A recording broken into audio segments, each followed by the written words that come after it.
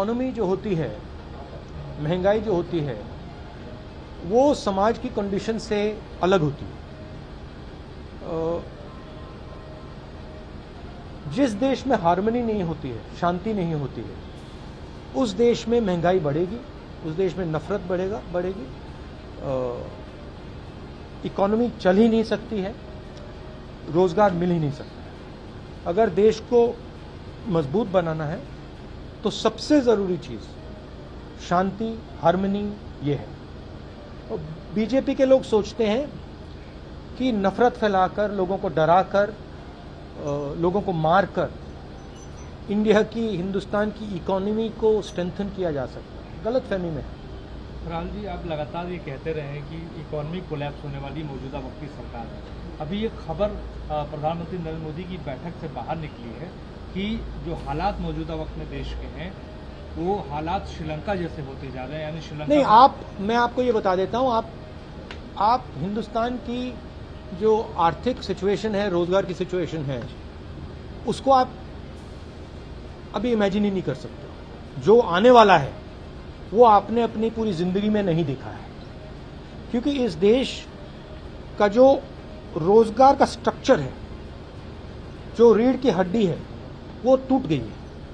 जो small and medium business हैं, छोटे दुकान चलाते हैं, इनफॉर्मल सेक्टर जो था, ये हमारी रीढ़ की हड्डी है। बड़े बड़े इकोनॉमिस्ट सोचते हैं, ब्यूरोक्रेट सोचते हैं कि इसका कोई मतलब ही नहीं। वो दूसरे देशों को देखकर अपना प्लान बनाते हैं। जैसे प्रधानमंत्री के माइंड में है कि भैया देखो साउथ कोरिया ने क्या किया, हमें भी करना चाहिए। वो बाहर देखते हैं और फिर कहते हैं हाँ हमें वैसे बनना है। उस प्रकार से काम नहीं हो सकता। हमें सबसे पहले ये पहचानना है कि हम हैं क्या और यहां क्या चलता है। तो ये रीढ़ की हड्डी जो इन्होंने तोड़ी है, इसका रिजल्ट अगले 2, 3, 4 साल में आएगा और भयंकर रिजल्ट आएगा। राहुल जी, राष्ट्रपति का चुनाव नजदीक है, विपक्षी पार्टियों के पास उतनी संख्या नहीं है। कहा जा रहा है विपक्षी पार्टी एक साथ एक यूनाइटेड एक उम्मीदवार खड़ा करेंगे। इस तरफ आप लोगों का कुछ है? और क्या इस पे आज कोई बात हुई? इस पे अभी मैं कोई कमेंट नहीं करूंगा, इसमें जाना नहीं चाहता हूँ। सर, पेट्रोल डीजल का डिस्कशन जो है महंगाई पर पूरा विपक्ष जो है पूरे बजट सेशन के अंदर मांग रहा था, लेकिन ऐसा नहीं हुआ। एक दिन पहले ही हाउस को सैनिटाइज कर दिया गया। कांग्रेस पार्टी ने तो ये इल्जाम लगा दिया कि सरकार जो है महंगाई के बहस से, चर्चा से डर के भाग गई। देखिए, रियलिटी से कोई नहीं बच सकता।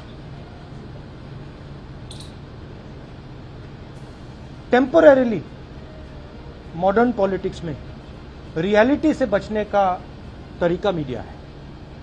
मीडिया को आप 6 महीने, 1 साल, 2 साल, 3 साल मीडिया के थ्रू आप सच्चाई को दबा सकते हो, छुपा सकते हो। मगर जब वो सच्चाई युवा के पेट तक पहुंचती है,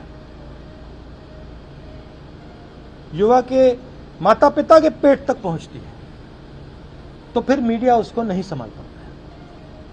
पिछले 2-3 साल मीडिया ने सच्चाई को छुपाया है। हमारे इंस्टीट्यूशंस ने, मीडिया ने, बीजेपी के नेताओं ने, आरएसएस ने सच्चाई को छुपा के रखा है। अब आस्ते हंसते सच्चाई बाहर निकलेगी। वही हुआ है श्रीलंका में। श्रीलंका में सच्चाई बाहर आ गई, हिंदुस्तान में सच्चाई बाहर आएगी। फर्क क्या है? हिंदुस्तान को बांटा भी गया है। हिंदुस्तान में अलग अलग ग्रुप्स बना दिया। पहले ये एक देश हुआ करता था, अब अलग अलग देश के अंदर अलग अलग देश बना दिया है। एक इन लोगों का देश, दूसरा इन लोगों का देश, तीसरा इन लोगों का देश, और इन सबको एक दूसरे से लड़ाया जाता है। तो जब ये दर्द आएगा तो हिंसा आएगी। अभी मत मानो मेरी बात, अभी मत मानो, 2-3 साल रुक जाओ,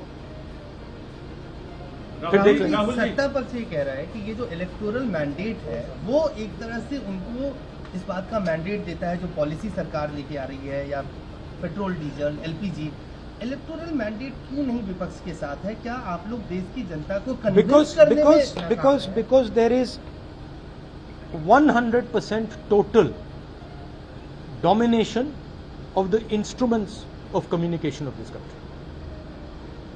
Media is 100% controlled. CBI, ED, these institutions suppress the conversation. Other institutions block the conversation. Loud speaker सरकार के हाथ में है। पहले क्या होता था? लाउड स्पीकर सरकार के हाथ में होता था, ऑपोजिशन के हाथ में होता था, कभी समाजवादी के पास चला जाता था, कभी कांग्रेस के पास चला जाता था, कभी बीजेपी के पास, बीएसपी के पास। अब क्या है? अब लाउड स्पीकर किसी पार्टी के पास नहीं है, अब लाउड स्पीकर आरएसएस और बीजेपी के हाथ में। राहुल जी नहीं तो मेरा तो जवाब क्या है? जवाब यह है कि इस कंट्रोल को बाईपास कैसे किया जाए। और आप देखना, जब सच्चाई लोगों को पेट में लगेगी तो ये आपका जो एम्पलीफायर है, लाउड स्पीकर है, ये फेल हो जाएगा। राहुल जी आखिरी सवाल है। हाँ जी राहुल जी, अभी हाल में ही शरद यादव जी शामिल हुए थे आरजेडी में। तेजस्वी यादव ने कहा था कि विपक्ष की पार्टियों को एक साथ आना चाहिए। ठीक है, राष्ट्रपति चुनाव को लेकर अभी आप लोगों ने तय नहीं किया है, 24 का लोकसभा चुनाव बहुत दूर नहीं है। क्या विपक्ष की एकजुटता के लिए कोई प्लान है कांग्रेस के? विपक्ष को, बिल्कुल विपक्ष को जो भी आरएसएस और नरेंद्र मोदी जी के खिलाफ है, उन सबको एक साथ आना चाहिए। और किस प्रकार आना चाहिए, क्या फ्रेमवर्क होना चाहिए, इस पर चर्चा हो रही है और इसको डेवलप करने की जरूरत है। हमारे चैनल को लाइक, शेयर और सब्सक्राइब जरूर करें और नई अपडेट्स के लिए बेल आइकन दबाना ना भूलें।